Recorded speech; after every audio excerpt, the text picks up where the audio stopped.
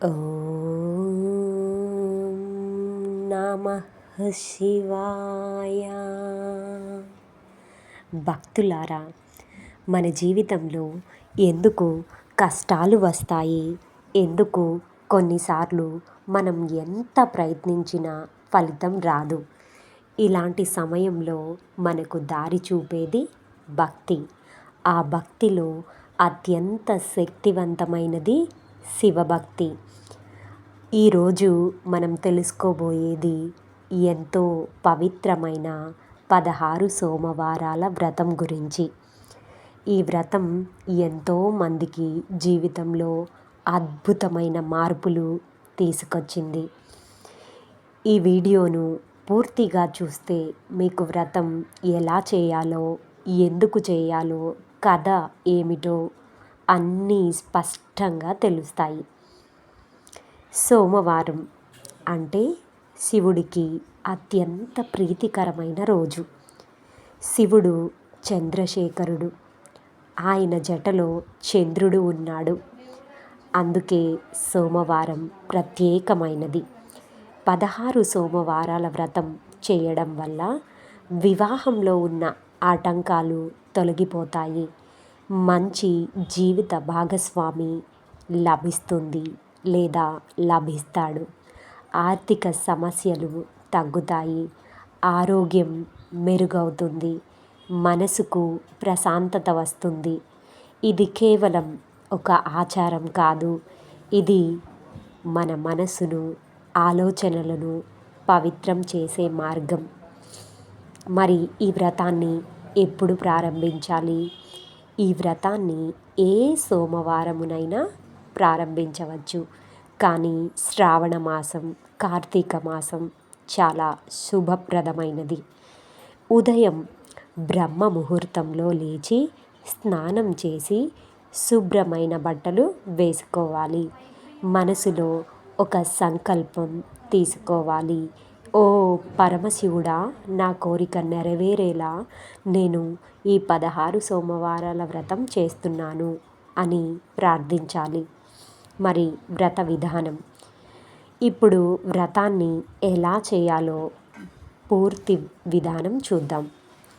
ఉదయం స్నానం, శివలింగం వద్ద పూజ, పాలు, నీరు, తేనెతో అభిషేకం, బిల్వపత్రాలు సమర్పణ, పుష్పాలు సమర్పణ, దీపం వెలిగించడం, ఓం నమః శివాయ అని 108 సార్లు జపం చేస్తే ఉత్తమం.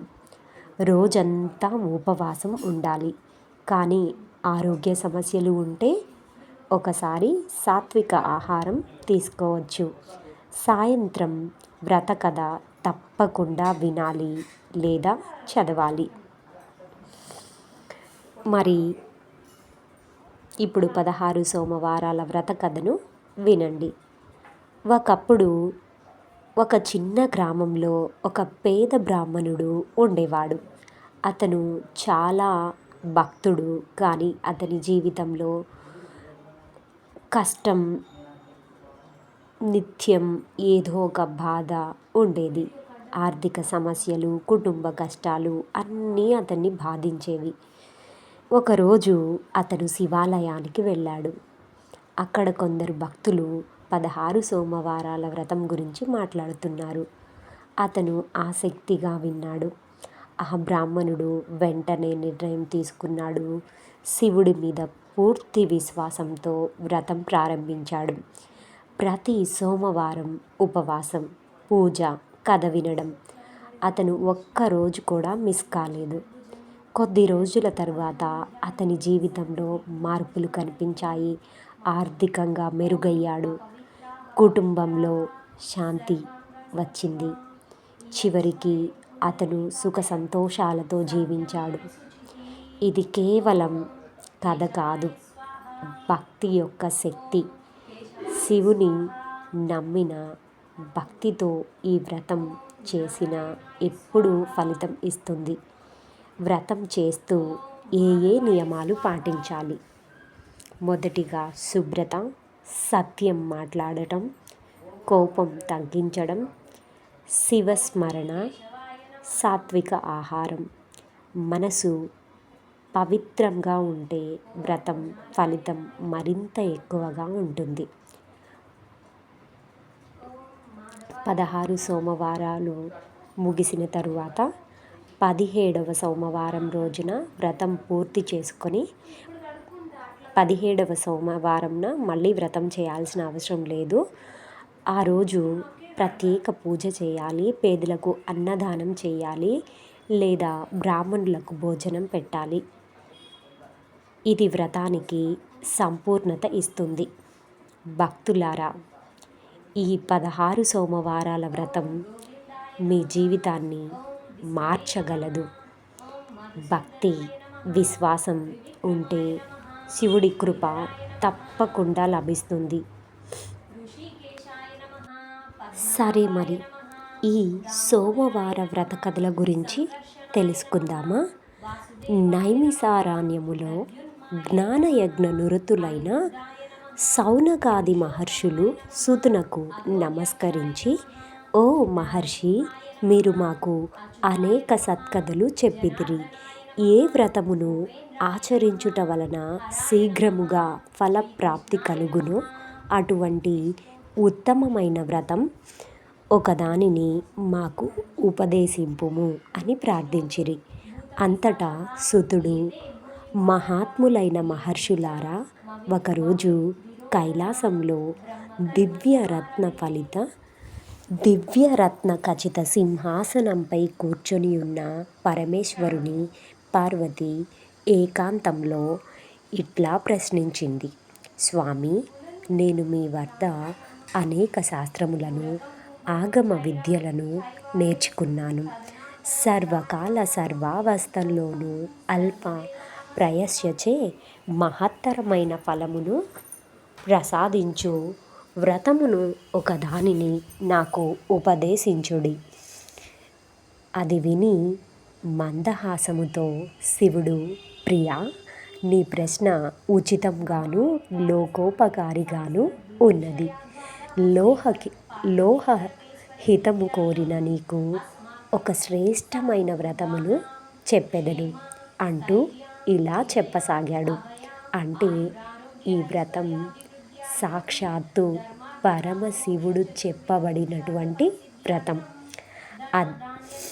నక్షత్రములలో సూర్యుడు, గ్రహములలో చంద్రుడు, నదులన్నింటిలోనూ గంగా నది, ఇంద్రియములలో మనసు ఏ విధంగా శ్రేష్టమైనదో వ్రతములన్నింటిలో ఈ సోమవార వ్రతం శ్రేష్టమైనది. ఈ వ్రతమునకు షాడోష సోమవార వ్రతం అని పేరు. దీని మహిమలను వర్ణించుట అసాధ్యం. భక్తిపూర్వకముగా దీనిని ఆచరించువారు ఏదేది కోరుకుందురో దానిని వారు శీఘ్రముగా పొందుతారు. దరిద్రులు ధనవంతులు అవుతారు. కన్యయుగులు యోగ్యులైన వరులను పొందుతారు. అంటే వివాహం కాని వారికి వివాహం అవుతుందని చెప్పారు. ముత్తైదువులు అఖండ సౌభాగ్యమును పొందుతారు. రోగులకు సంపూర్ణ ఆరోగ్యం కలుగును. ఎడబాసిన భార్యాభర్తలు ఒకరినొకరు చేరుకొందురు. ఈ విధముగా ఇది పరమ మహిమాన్వితమైన వ్రతం అని చెప్పెను. అంతటా పార్వతి, స్వామి, దయచేసి ఈ వ్రతమును ఆచరించు విధానమును అనుగ్రహించమని ప్రార్థించెను. ప్రియా, ఇది భక్తిపూర్వకంగా ఆచరించవలసిన వ్రతం. ఈ వ్రతం ఆచరించుటకు ఆషాఢ మాసపు పౌర్ణమి నుండి కార్తీక మాసపు పౌర్ణమి వరకు వచ్చే 4 నెలలు అనగా చతుర్మాసములు ప్రసిద్ధమైనవి. ఈ రోజులలోనే కాక ఏ సోమవారం రోజు అయినా మనం ప్రారంభించవచ్చు. ఆ రోజులలో వచ్చు 16 సోమవారంలో సోమవారము నాడు వ్రతమును ఆచరించాలి.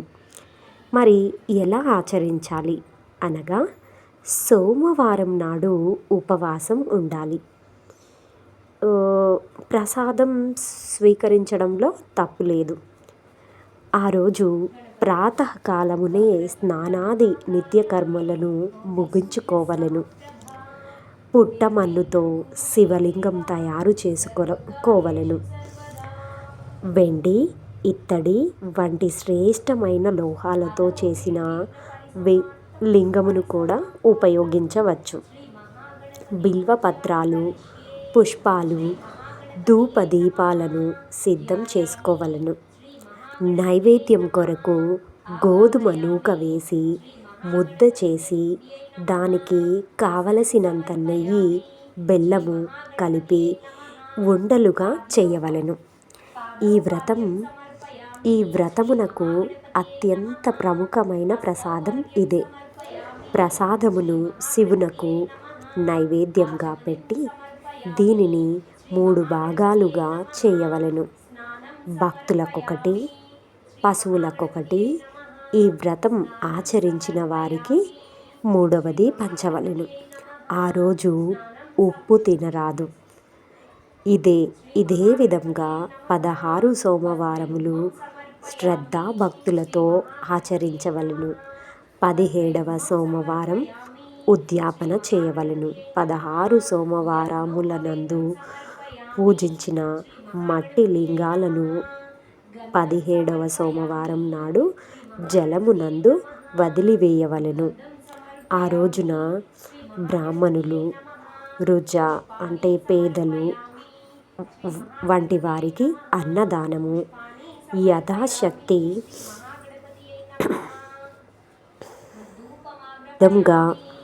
వ్రత విధానం పరమశివుడు పార్వతికి ఉపదేశించెను. అది విని పార్వతి, స్వామి, ఈ వ్రత విధానం చెప్పి అనుగ్రహించితిరి. దీనిని ఎవరెవరు ఆచరించి ఎటువంటి ఫలములను పొందెదరో వివరింపుము అని అడిగెను. అంత శివుడు వ్రత పూజాఫలమును చెప్పటం ఆరంభించెను. పార్వతి, చాలా కాలం క్రితం ఈ వ్రతమును ఆచరించుట వలన నీవే నన్ను భర్తగా పొందితివి. గిరిజా కళ్యాణం సంఘటన ఇంకనూ నాకు జ్ఞాపకం ఉన్నది. నీకు నేను పతిగా కావలెనని ఉద్దేశముతో నీవు ఘోరారణ్యంలో తీవ్రమైన తపస్సు చేసితివి. అప్పుడు దేవతలు, సప్త ఋషులు నా వద్దకు వచ్చి, ప్రభూ, నిన్నే నమ్మి తపస్సు చేయుచున్న హైమావతిని అనుగ్రహించరాదా, ఆలస్యం ఎందులకు అని ప్రార్థించితిరి. నేను బ్రహ్మచారి రూపంలో వచ్చి నిన్ను పరీక్షించితిని. నిన్ను సంబోధిస్తూ శివునికున్న అవలక్షణములన్నింటినీ వర్ణిస్తూ, శివుడు విరూపి, అపవిత్రుడు, మొరటు వ్యక్తి అని అతనిని నీవు ఎలా వివాహం చేసుకుంటావు అని పరిహాసం చేసితిని. అంతట నీకు పట్టరాని కోపం వచ్చెను. కోపంతో కన్నులు ఎర్రబడి, శివనింద మహాపాపం, శివుడు లేనిచో నేను బ్రతకలేను, వేరొకరిని కన్నెత్తి కూడా చూడను అన్న నీ దృఢ నిశ్చయాన్ని ఖచ్చితంగా తెలిపితివి. అప్పుడు నేను నా నిజస్వరూపంతో నీ ముందు ప్రత్యక్షమయ్యాను. నీవు 16 సోమవారాల వ్రతం ఆచరించుటచే నీ కోరిక తీరినది. గిరిజా కళ్యాణం అతి వైభవంగా దేవ ఋషుల గంధర్వుల సుముఖంలో జరిగినది. ఈ విధంగా వ్రత ఆచరణ వలన నేను నీకు పతినైతిని అన్నాడు పరమేశ్వరుడు. అంతట పార్వతి కూడా సంతుష్టురాలై, స్వామి, నాకును జ్ఞాపకం ఉన్నది. అయినను ఆ వ్రత మహిమ మీ నోటి ద్వారా లోకానికి అందించడానికే అడిగాను. నా వలె ఎవరెవరు ఈ వ్రతమును ఆచరించి పుణ్యఫలమును పొందితిరో చెప్పవలెనని ప్రార్థించెను. సదాశివుడు ఇతర సంఘటనలను చెప్పడం ప్రారంభించాడు. సీమంతుని చంద్రాంగదుల కథ. చాలా కాలం క్రితం భరతఖండంలో పుణ్యాత్ముడైన చిత్రవర్మ అనే రాజుండెను. ఆయనకు పుత్రులు అనేకులుండిరి. పుత్రిక కొరకు పార్వతీ పరమేశ్వరులను ఆరాధింపగా ఆడపిల్ల జన్మించెను. సర్వగుణ సంపన్నురాలైన ఆ యువతి ఆ శివునకు 14వ యువతి శివునికి పరమ భక్తురాలు. ఆమెకు 14వ సంవత్సరమున వైధవ్యము ఖచ్చితంగా ప్రాప్తించునని జ్యోతిష్యులు రాజుకు తెలిపితిరి. అంతట రాజు దుఃఖితుడయ్యెను. శోకంతో పీడింపబడుతున్న రాజునకు జ్యోతిష్కులు దీనికి పరిహారం తెలిపితిరి. రాజకుమార్తె అయిన సీమంతిని పూర్ణచంద్రుని వలె పెరుగుచుండెను. యుక్త వయసు వచ్చిన తరువాత ఆమెను రాజకుమారుడైన చంద్రాంగదునికిచ్చి చిత్రవర్మ వివాహం చేసెను. ఇల్లరికము వచ్చిన అల్లునితో రాజుకు కాలం సంతోషంగా గడుచుచుండెను. ఇట్లుండగా ఒకరోజు చంద్రాంగదుడు జలక్రీడ కోరి యమునా నదికేగెను. దురదృష్టవశాత్తు నది అందలి సుడిగుండంలో చిక్కుకుపోయెను. రాజు పరివారమునకు ఎనలేని దుఃఖము కలిగెను. సీమంతిని కూడా పతి సహగమనమునకు సిద్ధపడెను. అంతటా యజ్ఞవల్క మహాముని భార్య అయిన మైత్రేయి అచ్చటకు వచ్చి, పుత్రి, చింతించవలదు. నీకొక వ్రతమును ఉపదేశించెదను. దాని వలన వైధవ్యము నుండి నీకు నివృత్తి కలుగగలదు అని చెప్పి 16 సోమవారాల వ్రతం ఉపదేశించెను.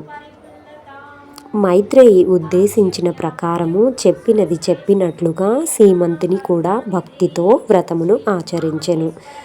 నాగలోకమునకు చేరిన చంద్రాంగదుడు నాగరాజుచే సన్మానింపబడి సురక్షితంగా రాజధానికి మరలి వచ్చెను.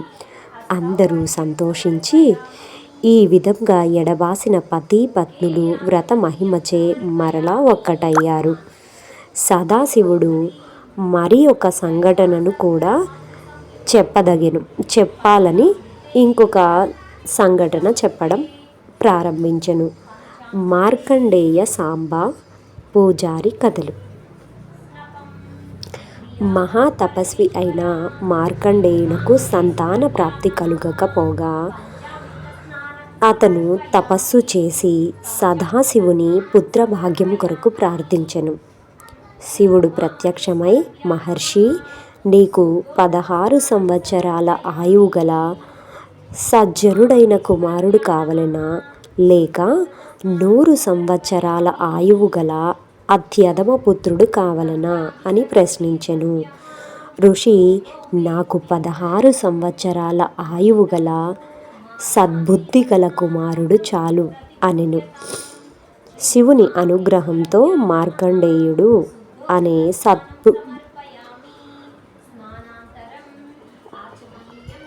అనే సత్పురుషునికి జన్మ ఇచ్చెను.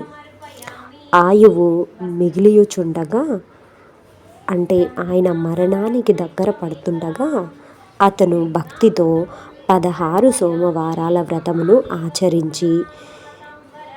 ఆచరించగా శివుని కృపకు పాత్రుడై చిరంజీవి అయ్యెను. మరి ద్వాపర యుగంలో శ్రీకృష్ణుడు శమంతకమణిని అపహరించెనన్న అపవాదు వచ్చెను. దాని నివారణ కొరకై అతను జాంబవంతునిపై విజయము సాధించి మణిని సంపాదించి జాంబవతిని పరిణయమాడెను. సంతానం లేనందున ఆమె 16 సోమవారాల వ్రతం ఆచరించగా సంతాన ప్రాప్తి కలిగెను. బిడ్డకు సాంబ అనే పేరు పెట్టిరి. శివపార్వతులు భూలోకమున సంచరించుచు ఒకసారి వైశ్యుడు వైశ్యుని భార్య రూపమునందు దేవాలయమునందు ప్రవేశించి పాచికలు ఆడ ప్రారంభించిరి. అందు శివునకు అపజయం కలిగెను. వైశ్యుడే గెలిచాడని పూజారి అసత్యం పలికెను. పార్వతికి కోపం వచ్చి అసత్యము పలికిన అర్చకునికి తక్షణమే కుష్ఠిరోగి కమ్మని శపించెను. అర్చకుడు వికృత రూపం ధరించెను. శివ శంకర అని అరుస్తూ అతను క్రింద పడిపోయాడు. అంతటా సుందరి అయిన ఒక వనిత ప్రత్యక్షమై 16 సోమవారాల వ్రతమును ఆచరించు, దీని వలన నీ రోగము నయమగును అని పలికెను. అర్చకుడు అలాగే చేశాడు. అతనికి వికృత రూపం తొలగిపోయింది. 16 సోమవారాల వ్రత ఆచరణ ఫలంగా అతనికి కుష్టు నివారణ అయ్యెను. అనంతరం శివుని కృప వలన శివ సాన్నిధ్యము పొందెను. మార్కండేయ పురాణమునందు చెప్పబడిన శివపార్వతి సంవాద రూపంనున్న 16 సోమవారాల వ్రత కథ సంపూర్ణం. ఇలా కథలు చదువుతూ ఉంటే ఎంతసేపు చదివినా చదవాలి వినాలి అనిపించే ఈ కథలు శివుని మహిమ ఎంత చెప్పినా తక్కువే, ఎంత విన్నా తక్కువే. ఇలాంటి వ్రతం చేయాలి అన్న సంకల్పం మనకి రావడమే ఆ శివుని కృప. ఆయన సేవ చేసుకుంటూ ఆయన నామస్మరణలో మన జీవితం ఉంటే ఎంత అద్భుతంగా ఉంటుందో ఈ వ్రతం మొదలుపెట్టి చేస్తున్న వారికి చాలా బాగా అర్థమవుతుంది. ఇది విన్నా చూసినా కూడా పుణ్యం వస్తుంది. లేదు అమ్మో నేను చెయ్యలేను అని భయపడుతున్నారా? భయపడకండి. ఏది అయినా మనకి ఆలోచన రావడమే చాలా గొప్ప విషయం. అలాంటి ఆలోచనలను ఆచరణలో పెట్టండి. ఒక్కసారి ప్రారంభిస్తే ఆ శివుడే మనకి కావలసిన ధైర్యం ఇస్తాడు, మనల్ని ముందుండి నడిపిస్తాడు. ఎలాంటి ధర్మబద్ధమైన కోరికను కోరుకున్నా ఆయన ఖచ్చితంగా తీరుస్తాడు అనే నమ్మకంతో మనం ఉండి ఎంతో భక్తితో ఈ వ్రతాన్ని చేయాలి. ఇది వింటున్నంతసేపు మన మనసు ఎంతో ఆనందాన్ని, సంతోషాన్ని, ప్రశాంతతను పొందుతుంది. నాకైతే చాలా ఆనందాన్ని, సంతోషాన్ని ఇచ్చిన ఈ వ్రతం మీ అందరితో పంచుకోవడం వల్ల మరికొంతమంది జీవితాలను మార్చుకుంటారని భావించి ఆ ఉద్దేశంతో చేసుకోవాలనే సంకల్పం మరికొంతమందికి రావాలని ఈ వీడియో పెట్టడం జరిగినది.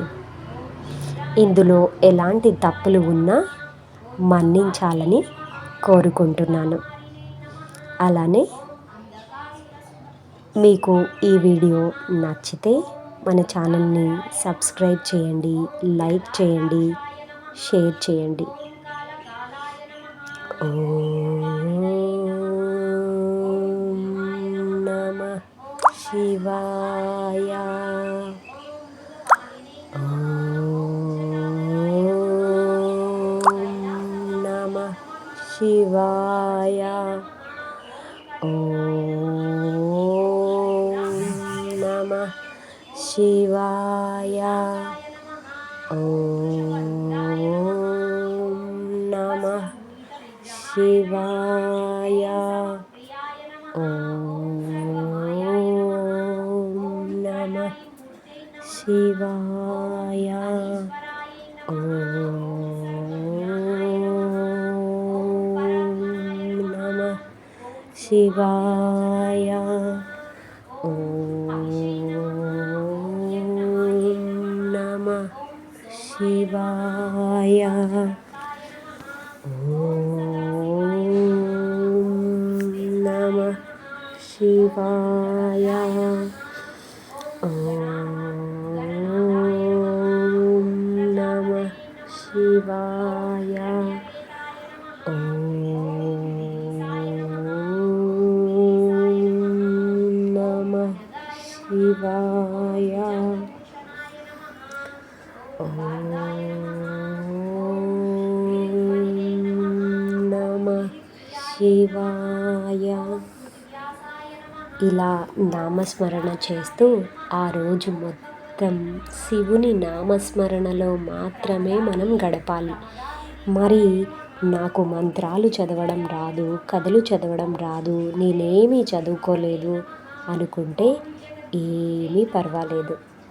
మనకి యూట్యూబ్లో ఈ 16 సోమవారాల వ్రతం గురించి ఎన్నో ఎన్నో వీడియోలు, ఆడియోలు ఉన్నాయి. చక్కగా అవి పెట్టుకొని అందులో చెప్పిన విధంగా పూజను ఆచరించండి. ఇలా ఆచరించడం ఎంతో సులభమైన పద్ధతి. దీనికోసం నేను పూజారిని తీసుకొని రాలేను, అంత డబ్బులు మా దగ్గర లేవు అనేవాళ్ళు కూడా మీకు ఇవన్నీ చేయడం వస్తే చేయండి. లేదా ఒక ఆడియోనో వీడియోనో పెట్టుకొని వాళ్ళు చెప్పిన విధంగా చేయండి. లేదు ఇవన్నీ కూడా నేను చేయలేను అని అనుకుంటే భక్తితో నైవేద్యం అవన్నీ చేసుకొని, పీఠాన్ని ఏర్పాటు చేసుకొని, కలశం ఏర్పాటు చేసుకొని, అన్నీ యథావిధిగా అయితే మనం చేసుకోగలం కదా, అవి అన్నీ చేసుకోండి. అవి చేసుకున్న తర్వాత మీకు ఏవి చదవడం రాదు, ఏ వీడియోలు పెట్టుకోవడం రాదు, అప్పుడు శివనామస్మరణలో వీలైనంత ఎక్కువ సమయం అదే స్మరణలో ఆధ్యాత్మికత ఆనందంలో ఉండిపోండి. అదే చాలు. అదే భక్తి, అదే వ్రతం, అదే పూజ. అలా మనం స్మరించుకుంటూ ఉంటే అదే కోటి జన్మల పుణ్యం. ఈ విధంగా ఈ వ్రతం ఎంతోమంది చేసుకొని తమ జీవితాన్ని, తమ తలరాతను మార్చుకోవాలని ఆశిస్తూ స్వస్తి పలుకుతున్నాను. ధన్యవాదములు. లోకా సమస్త సుఖినో భవంతు.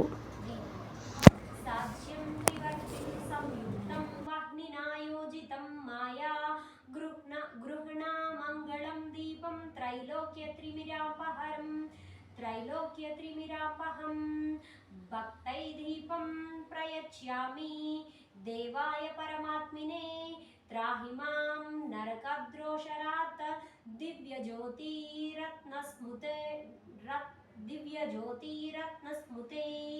श्री उमामहेश्वरभ्या नमः. दीपं दर्शयामि श्री उमामहेश्वरभ्या नमः. दीपं दर्शयामि. नैवेद्यं गृह्यतां देवं भक्तिमेहलाञ्चलं कुरुं शिवात्मितं वरं देहि परच्य च परं गहितिं श्री उमामहेश्वरभ्या नमः. नैवेद्यं समर्पयामि श्री उमामहेश्वरभ्या नमः. नैवेद्यं समर्पयामि श्री उमामहेश्वरभ्या नमः. नैवेद्यं समर्पयामि. सत्यं सर्वेत्र परिष्यामि ऋतुं त्वं सत्येन परिष्यामि अमृतमस्तु अमृतोपस्थिरनमसि. ॐ प्राणाय नमः. ॐ अपानाय नमः. व्यानं नमः. उदानं नमः. समानं नमः. मध्ये मध्ये पानीयं समर्पयामि. मध्ये मध्ये पानीयं समर्पयामि. मध्ये मध्ये पानीयं समर्पयामि अमृतमस्तु अमृतोऽतपिदनमसि उत्तरापोषं समर्पयामि हस्तप्रक्षालनं समर्पयामि हस्तप्रक्षालनं समर्पयामि पादप्रक्षालनं समर्पयामि पादप्रक्षालनं समर्पयामि पादप्रक्षालनं समर्पयामि शुद्ध आचमनीयं समर्पयामि शुद्ध आचमनीयं समर्पयामि ताम्बूलं पूगीफलैस्तरैकर्पूरनागवल्लीदैर्युतं मुक्ताचूर्णसमयुक्तं ताम्बूलं प्रतिगृह्यतां श्रीउमामहेश्वरभ्यां नमः ताम्बूलं समर्पयामि ताम्बूलं समर्पयामि श्रीउमामहेश्वरभ्यां नमः ताम्बूलं समर्पयामि नीराजनं कर्पूरगौरं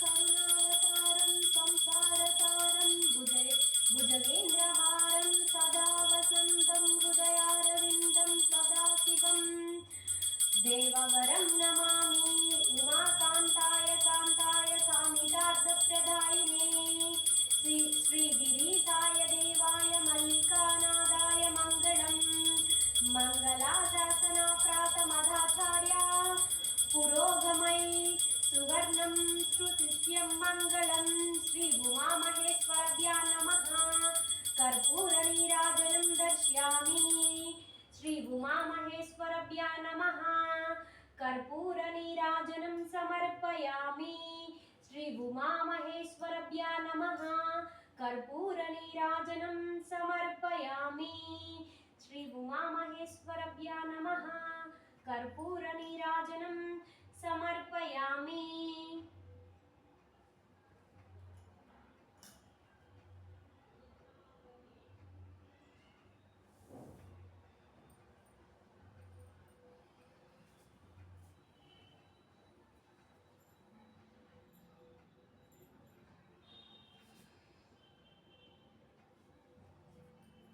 श्रीउमामहेश्वरभ्यां नमः कर्पूरनीराजनं समर्पयामि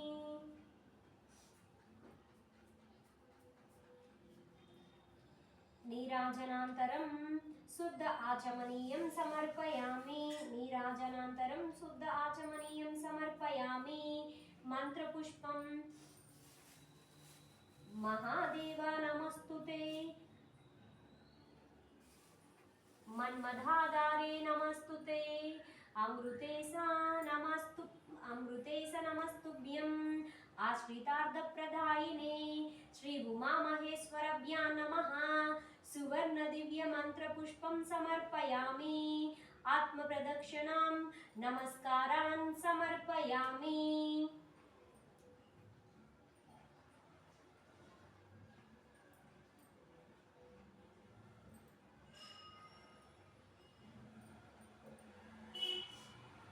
श्रीउमामहेश्वरभ्यां नमः सुवर्णमन्त्रपुष्पं समर्पयामि आत्मप्रदक्षिणां नमस्कारान् समर्पयामि क्षमा प्रार्थना स्वस्ति छात्र चामर गीत नृत्य आन्दोलिकाश्वारोहण गजारोहण समस्त राजोपचारान् मनसा स्मरामि करचरणकृतं वा कर्म वा युक्तयजं वा श्रवणानयजं वा मानसां वा अपराधां विवाहितमविवाहितं वा सर्वतात क्षमस्व शिवा शिवा करुणाब्दे श्री महादेव शंभो अनाय यदा शक्ति पूज्याय च भगवान् सर्वात्मकः श्री उमामहेश्वर देवता सुप्रसन्ना सुप्रीतो वरदो भवतु स्वस्ति प्रजाभ्य परिपालयतां न्यायेन मार्गेण महिं महिषा गोब्राह्मणभ्यः शुभमस्तु नित्यं लोकाः समस्ता सुखिनो भवन्तु लोकाः समस्त सुखिनो भवन्तु काले वर्षेत प्रज्ञानः पृथ्वी सस्यशालिनी देशां శోభరహితో బ్రాహ్మణా సంతు నిర్భయః అపుత్రాః పుత్రాణి స్తమ్తు పుత్రాణి సంస్తు ప్రౌణానిః అధనా స్తధనా సంతు జీవంతు శరదాశతం. అర్ఘ్యప్రదానం.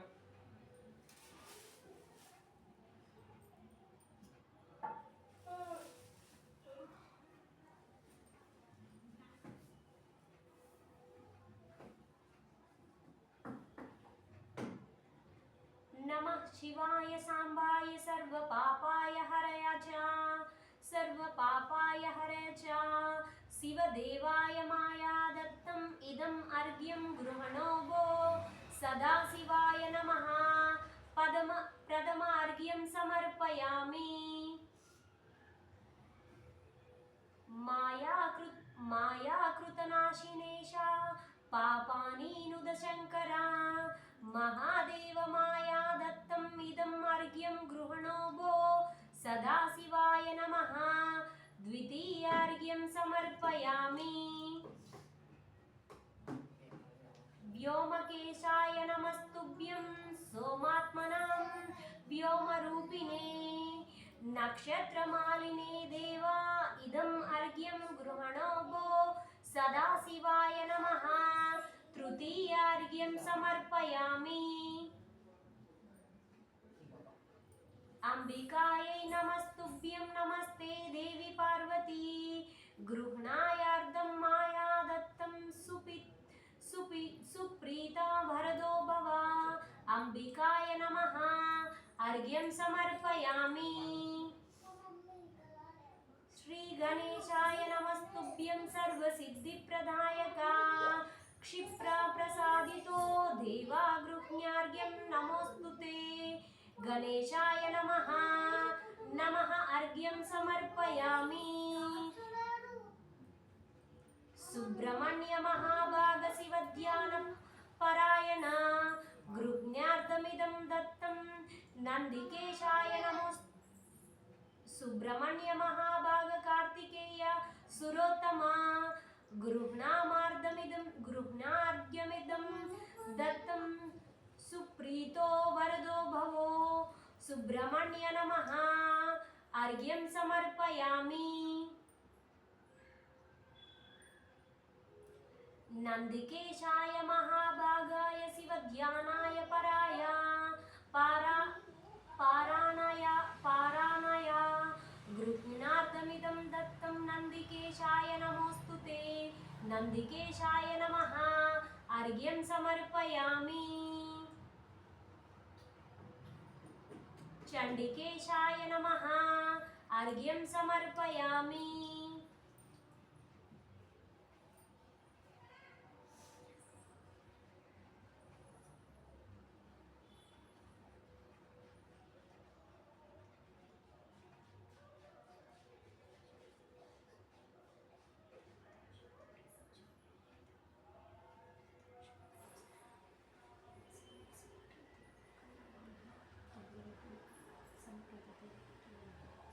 సోమవార వ్రత కథలు. నైమిషారణ్యంలోని జ్ఞానయజ్ఞ నిరతులైన సౌనకాది మహర్షులు సుతునకు నమస్కరించి, ఓ మహర్షి, మీరు మాకు అనేక సత్కథలు చెప్పితిరి. ఏ వ్రతమును ఆచరించుట వలన శీఘ్రముగా ఫలప్రదం కలుగును? అటువంటి ఉత్తమమైన వ్రతమునొక దానిని మాకు ఉద్దేశింపుడు అని ప్రార్థించిరి. అంతట సుతుడు, మహాత్ములైన మహర్షులారా, ఒకరోజు కైలాసంలో దివ్యరత్న ఖచిత సింహాసనంపై కూర్చొని ఉన్న పరమేశ్వరుని పార్వతి ఏకాంతంలో ఇట్లా ప్రశ్నించినది. స్వామి, నేను మీ వద్ద అనేక శాస్త్రములను ఆగమ విద్యలను నేర్చుకున్నాను. సకల కాల సర్వావస్థలలో అల్ప ప్రయత్నచే మహత్తరమైన ఫలములు ప్రసాదించి వ్రతమునొకటాన్ని నాకు ఉద్దేశించుడు అని విని మందహాసముతో